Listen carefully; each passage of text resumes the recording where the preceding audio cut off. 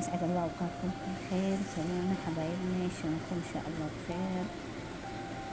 اليوم طبختنا هي مرقة العظام الحمراء أو كشري العظام الأحمر.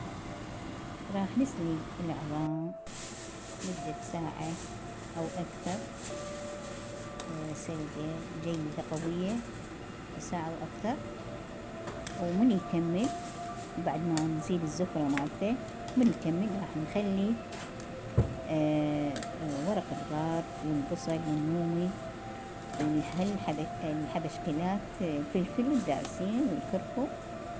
وبعد ما نصفيه نخلي السوق على جهة، ونجيب اللحم، نجيب جدر، راح نخلي البصل والفلفل والدارسين، ونضيف العظام اللي صفيناها. وبعد ما تنحمس راح نضيف لها، بعد ما من جهة راح نسلق الحمص والمهر مالت الزفرة. بعد ما يسلق راح نضيفه للعظام بعد ما حمسناها.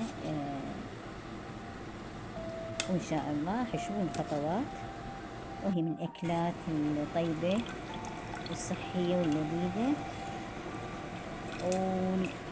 ولا تنسونا حبايب نخلي فوقها الماجية، وهاي يعني ما نجيب هاي المكعبات، لازم نشتريه الباودر من العطار، وهذا يعني كل الزين وما بي أي مضر للصحة.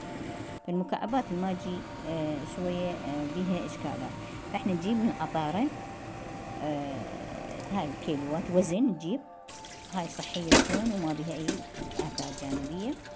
راح نضيف للسوق مالتنا، راح يضيف الطعم طيب. ان شاء الله سهمكم العافية، ولا تنسونا يا حبايبنا باللايك والاشتراك قبلا وليس امرا. في امان الله.